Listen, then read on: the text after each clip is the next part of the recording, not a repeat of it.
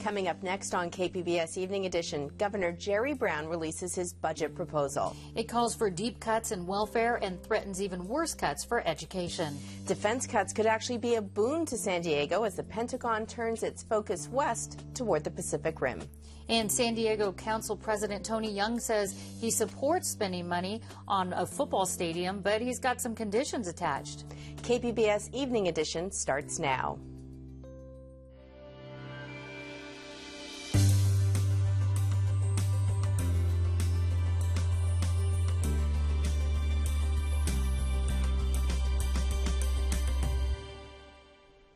Hello, thanks for joining us. I'm Joanne Ferrian. And I'm Peggy Pico in for Dwayne Brown. California is in for more tough budget cuts.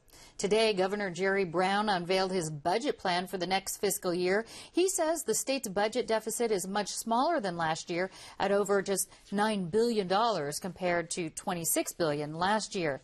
The budget calls for over $4 billion in more cuts. The programs targeted include welfare to work, subsidized child care, and Medi-Cal. But even more cuts could come if voters do not approve Brown's proposed sale tax increase and tax increase proposed on the wealthy. If that measure doesn't pass, funds for public schools would be cut by nearly $5 billion, the equivalent of losing 3 weeks of school. State universities would also take a big cut. Government passes a lot of spending programs, and these spending programs attempt to do good, whether it's child care or education or the university or policing or whatever. Now, when you say we don't have enough money, you got to cut some of that good, and that's what we're doing. We got to bite the bullet. Brown says he doesn't like these cuts, especially to the universities, but he says education is where the money is. District Attorney and San Diego mayoral candidate Bonnie Dumanis wants to make some major changes to San Diego's largest school board if elected. KPBS education reporter Kyla Calvert joins us to tell us more. Kyla, what is Dumanis proposing? The two biggest changes Dumanis is proposing is adding 4 mayoral appointees to the San Diego Unified Board of Education, which would bring that board's membership up to 9, and creating an outside independent financial advisory board for the district. And she says that those changes would bring additional expertise into district management. Some of the other things she's proposing include bringing parents to the negotiating table for employee contracts, renegotiating existing employee contracts to cut costs. She says she won't support a new parcel tax to increase school revenues. She also wants to see state legislation reforms that would stabilize school funding and allow for more technological innovation in the classroom. With regard to expanding the school board and having this advisory committee, having parents at the table, is this something that's even doable? Wouldn't it require making major changes to the city charter? Adding members to the school board would require city charter changes. However, the other things that she's suggesting, the point was made at the press conference that a lot of those things are already happening within the school district in one form or another. And here was her response to that. I applaud the school district. They've done a lot of different things, but it's not good enough because where we are now is not what we need for our future kids and to have them realize their potential. And that's what we want to have. And I think everybody working together, can do that. KPBS education reporter Kyla Calvert. It's not the height of the wildfire season, but CAL FIRE is worried about increased fire danger. San Diego's run on warm weather, little rain, and virtually a non-existent snowpack has made this one of the driest winters on record. CAL FIRE is asking homeowners to prepare for an early fire season by creating a defensible space around your home and having an evacuation plan. More fugitives are being caught along the California-Mexico border than in years past. The U.S. Customs and Border Protection officers say they caught 2,000 fugitives last year. That's a 15% jump in arrest from 2010. The fugitives were wanted for serious crimes that include kidnapping and murder. Billions of dollars in military cuts were announced today by the White House. Joanne takes an in-depth look at what it means to San Diego. She's joined by San Diego congressman and a military journalist.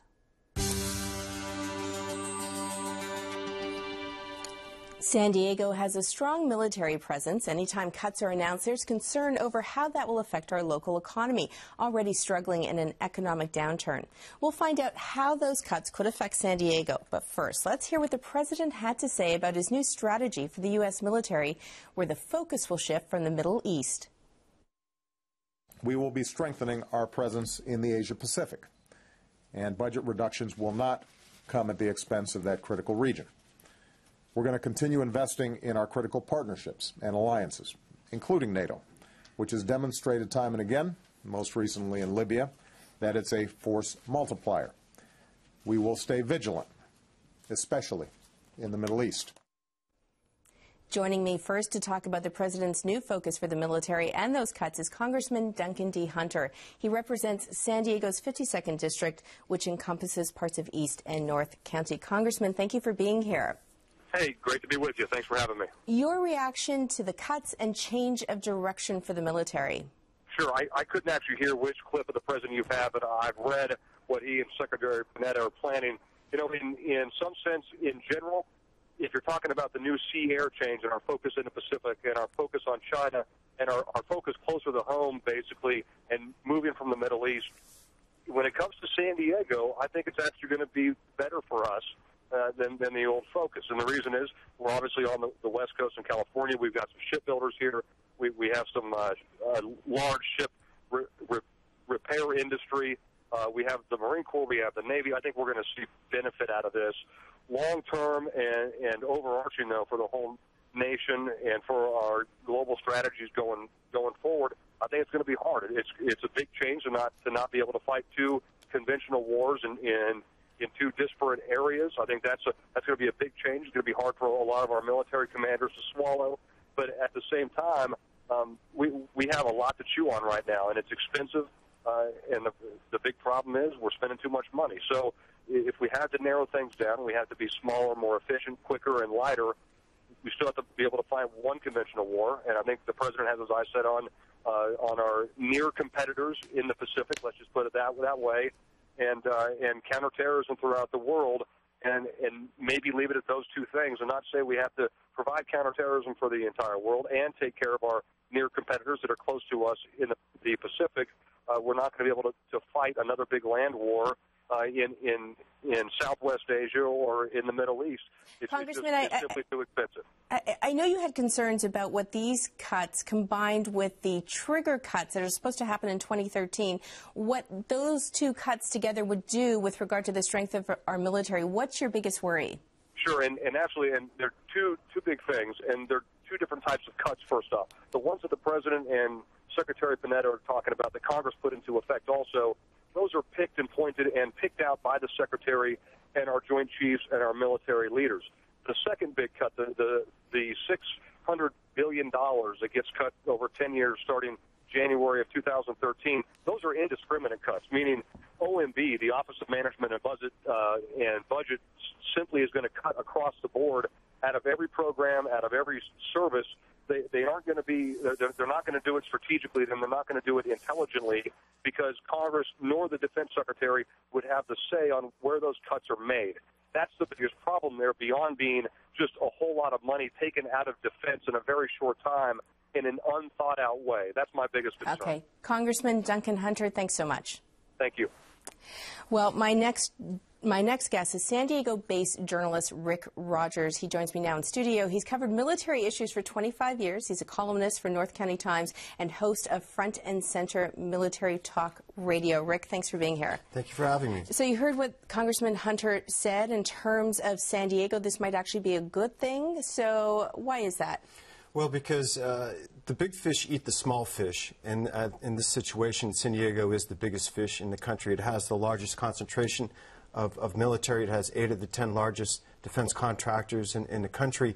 So if any place is going to add people and material, it's going to be San Diego. What about, I did read that there is talk about reducing the number of Marines. We have, of course, a huge number of Marines based out of San Diego. Would we see perhaps those bases shrink? I hadn't heard that. In fact, I'm looking at a story now that ran late last year, talked about 7,000 more Marines coming to this area and thousands of more sailors. So I haven't heard about a reduction. I think, if anything, there's probably going to be an increase. The congressman had it correct. If you take a look at the map, the Pacific, California, is a lot closer to these places that we want to keep an eye on than certainly the East Coast. So if we have a reduction, I think it came out of a story today, if there's a reduction in Marines, it wouldn't necessarily be San Diego-based Marines, perhaps on the East Coast, and our numbers increasing. I certainly would think that would be the case. What about, the President this morning made some comments where it seems as though we're going to be more targeted, more focused, cyber war, talk about cyber war, high tech. Do you think that also San Diego, with all of our high tech and our defense contractors based here, that we could take advantage of this new kind of warfare? I certainly think so. You know, where they make the Predators is in Poway. And everyone wants the Predators, from congressmen who staged border on Mexico to the military. So I agree. I think that there's every chance that the high tech is going to favor San Diego. I will say, when the congressman talked about, and when the president talked about wanting a force that's more lean and agile and cheap, it sounded like he was describing the U.S. Marines to me. So any talk about getting rid of the military, getting rid of the Marine Corps specifically, or drastically reducing the military, I don't think that's going to happen to the Marine Corps. I think, if anything, that makes them more important than they were before, and they were very important before. Okay. Rick Rogers, thanks so much for being here. Thank you for having me. After years of planning, some big changes are getting underway on San Diego's waterfront. We've got the story coming up in just a moment. And we all know San Diego has great weather. But what do you know about an international business that's come to town to take advantage of our great weather? This is KPBS Evening Edition.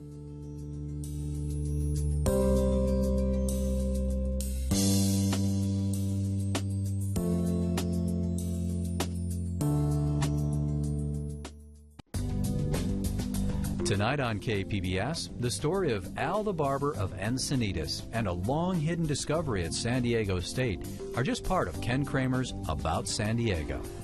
At 8:30, we debut Crossing South. Get to know the people, food, vernacular, and customs of northern Baja. And at 9, Inspector Morse is in Italy, where a murder is tied to the selling of counterfeit manuscripts on The Death of the South. All tonight on KPBS. The world was in a dream before the war, but now it's woken up and said goodbye to it.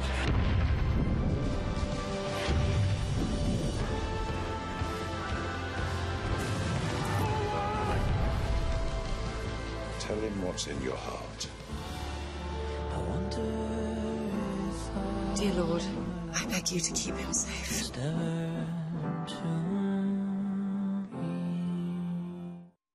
KPBS Evening Edition is made possible by Joan and Erwin Jacobs and by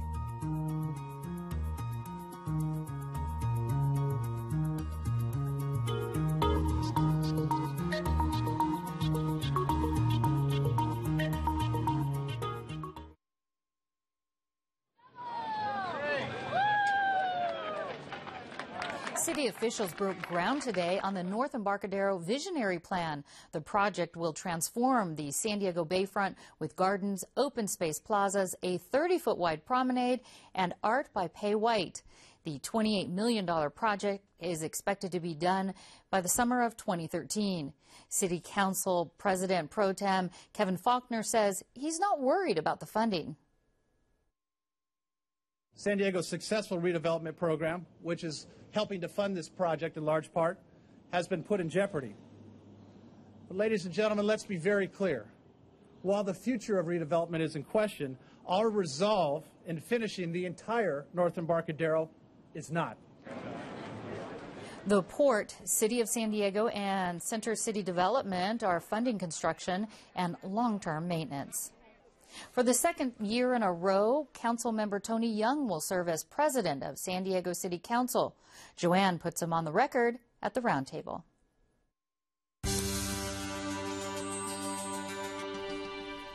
What's a city to do when it loses hundreds of millions of dollars in tax revenue, as San Diego will with the end of redevelopment? And should taxpayers support a new Charger stadium? These are both questions from my next guest, San Diego City Council President Tony Young. Thanks for being here, Councilmember Young. Thank you. Let's start off with redevelopment. Supreme Court decision came down last week. What was your reaction? Well, my reaction is that now we have to do something different, and this is a great chance for San Diego and California to reimagine what redevelopment should look like. And what my goal is to really encourage not only the council but also state representatives to say, all right, how can we continue to support development of these communities that have blight, and how do we provide opportunities for affordable housing? So yeah, it's a different dynamic now, but it's an opportunity for us to reimagine what we want for this city. Did you support using property tax dollars for redevelopment? It was 11% of the property tax pie countywide that went to redevelopment. Do you support that shifting over to schools? What I support is keeping those dollars here in San Diego, because but they stay no matter what, whether they're redevelopment or schools. That's right. Do you support them being shifted over to schools? I support the schools getting some of those dollars and keeping it here in San Diego, but I also support the opportunity to develop these communities that haven't been supported when it comes to infrastructure, affordable housing, transit-oriented development. Those types of things are really important to these communities, and in turn create jobs for the parents of the kids who go to these schools. So I agree with the fact that we should support our schools, but also redevelopment did play a key role in the development of the city. Do you think the state will come up with some kind of compromise plan? We know the compromise was struck down by the court, but do you think that there's some other opportunity for a new kind of agency? Well, I think we have to do that as a city and as a state. I think everybody is interested in identifying ways to develop these areas that have blight. And the question is, how do we do it? I agree that that program that we had before, the redevelopment effort, was flawed. And when you start developing areas that aren't blighted, then that's a problem. But now this is an opportunity to relook at how we do this, and I think that we will come up with a better idea. I want to talk about the Chargers. So a new Charger stadium, that was one of the major projects that might have been funded by a redevelopment agency. First of all, do you think that we need a new stadium? Well, it would be good to have one. It would be good because we can see how they can be a big impetus for economic development in our city. Just look at Petco Park. Question is, how do we do it? Where does it happen? How is it financed? Who finances it?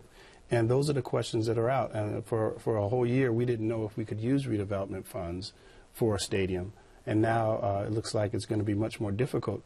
But it has to be more than just a stadium. It has to be something that we utilize for 365 days out of the year.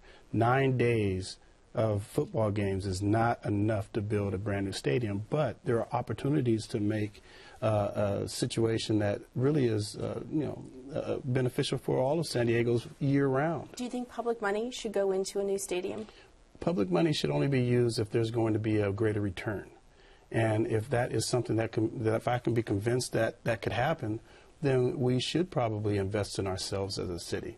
Now, if it's something that does not have any return for the citizens of San Diego, for the businesses that could be around there, for jobs, job creation, then I would have a big problem actually supporting that. I want to get in a question from Al from Claremont. He was watching the show yesterday. I told him I'd be interviewing you, and so this is his question. He wants to know, why do we cater to what I'll call the lower echelon of society and consider a football stadium at what should be the cultural center of San Diego? Why not a fine art school or music academy? What do you say to Al, who maybe, why I like football Al. stadium? I like Al. I like the way he thinks. I can't wait for him to come down and see this brand new library that's going to have a school within the library, right downtown, right in the area that he's talking about. And that's going to be a wonderful opportunity. It's going to be a very unique situation where a central library actually has a school. It's going to be a cultural hub for us. It's going to be a learning hub for us. So I do agree that we should invest in, the arts and culture of the city. but also I look at opportunities, these large projects like a convention center that we've been working on, to actually bring additional dollars into the city of San Diego. We have literally seconds left, so the next two questions, only two-word answers, or yes and no.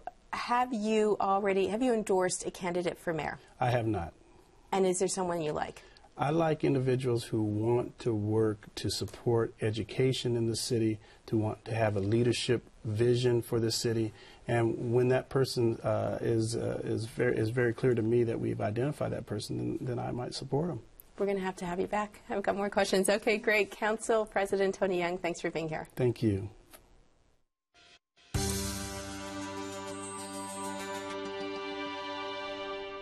The global economy works in interesting ways. Take the Swedish flying school operating out of an airport in El Cajon.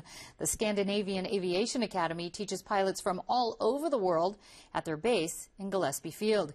KPBS reporter Tom Fudge has more on why San Diego is a great place for a flying school. All right, let's go. Swedes teaching Chinese to fly airplanes in Southern California. This isn't a joke, and there's no punchline. It's just business as usual at the El Cajon airport. The Chinese love basketball. So They do? They love basketball. So they've gone up to LA a couple times, seen the LA Lakers. Carl Fredrik Lindfeld is operations director for SAA, as the Swedish flight school is typically called. He's talking about pilots in training from China, where the school now gets most of its students. Lindfeld says the flight school, which is named after its Swedish parent company, was founded in 1994. Clear for takeoff. Clear for takeoff, to right, 1.5 go. But why come all the way to San Diego to train flight students? Well, first of all, the weather is great, and it's actually a big part of it. In regards to flight training, we are dependent upon, in the initial stages of flight training, with good weather. He adds the cost of doing business is a lot less in the U.S. Fuel prices are much better. In Europe, the fuel price is almost twice the price as it is here. SAA does train some amateur pilots, but the cost of the one-year program, close to $70,000, means the vast majority of students are aiming to become professional pilots. Flight instructor Marlon Olivares says even though these students will eventually fly 737s and the like, they learn their fundamentals on small prop planes. You have to teach them airspeed control, feeling for the airplane when you're actually flying to see how much pressures you might need on a takeoff or on a landing. So that sort of figuring out how to get the feeling for the aircraft is what they're learning here. The students who come to train at SAA have to find some place in El Cajon to live, and you could say that this is their flight school dormitory. SAA rents about 50 units at this El Cajon apartment development and reserves them for its students. It even provides daily transportation to classes. Hello, welcome. This apartment unit is shared by 4 flight students, some of them from Holland. The dismembered ties speak to the custom of having your tie cut in half to commemorate your first solo flight. One of those Dutch students is Mitzi van Hamburg, a rare female flight student. She recalls her first flying lesson. And I felt like, wow, if this can become my job, that would be so nice. Another SAA student is Louis Liu, a Chinese student who's happy to be in San Diego. It's a beautiful city. I like it very much. And the weather is always good, and so that we can keep on flying every day. Liu is one of the Chinese students who now make up 2/3 of SAA's students. China Southern Airlines is sponsoring him and paying his tuition. Like so many things in China's economy, aviation is booming, and the airline industry is trying to correct a severe deficit of pilots. Well, I think that is like any other business where the market dictates which country or what type of students are going to be here training. San Diego County Airport Director Peter Drinkwater says San Diego should see Scandinavian Aviation Academy as a tool for economic development. I think it's something to be proud of that San Diego, in a global economy and even in a U.S. economy that has troubles right now, is able to compete and land these types of contracts. And those students bring money in that goes into renting apartments, eating at local restaurants, attending local activities. And those kinds of relationships very likely can generate other opportunities for San Diego beyond aviation training. That was Tom Fudge reporting. Scandinavian Aviation Academy currently has 130 students enrolled in its flight training program at Gillespie Field. We've got some reaction to the governor's proposed tax increases coming up on our public square in just a moment. This is KPBS Evening Edition.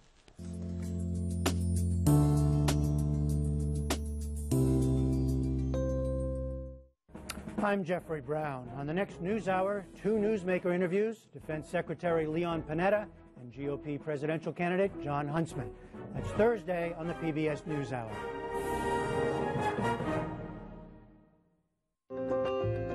The American people have named PBS the most trusted source of news and public affairs for the 8th year in a row. Trust. The American people have spoken. Thank you. What does it mean to kill a man? Legend has it he killed 21. A man for each year of his life. Some say he was a ruthless murderer. He was a cop killer. Others, a hero. He was the Robin Hood of New Mexico. The true story of the most wanted man west of the Pecos. An absolute icon of American outlawry. Billy the Kid on American Experience. Tuesday at 9 on KPBS.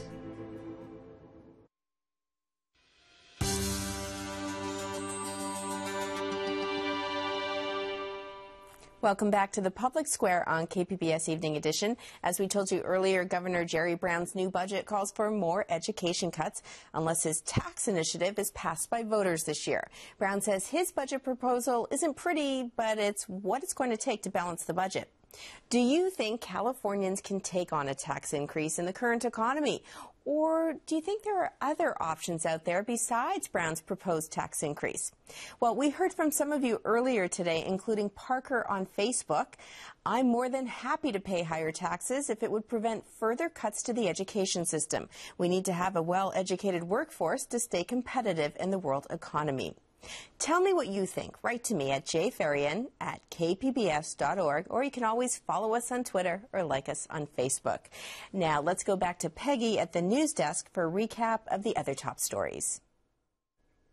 Governor Jerry Brown is calling for more than $4 billion in state spending cuts in his new budget. He also made another push today for his proposed tax increases. He says if voters don't pass this tax measure, it will trigger nearly $5 billion in new cuts to education. That's the equivalent of losing 3 weeks of school.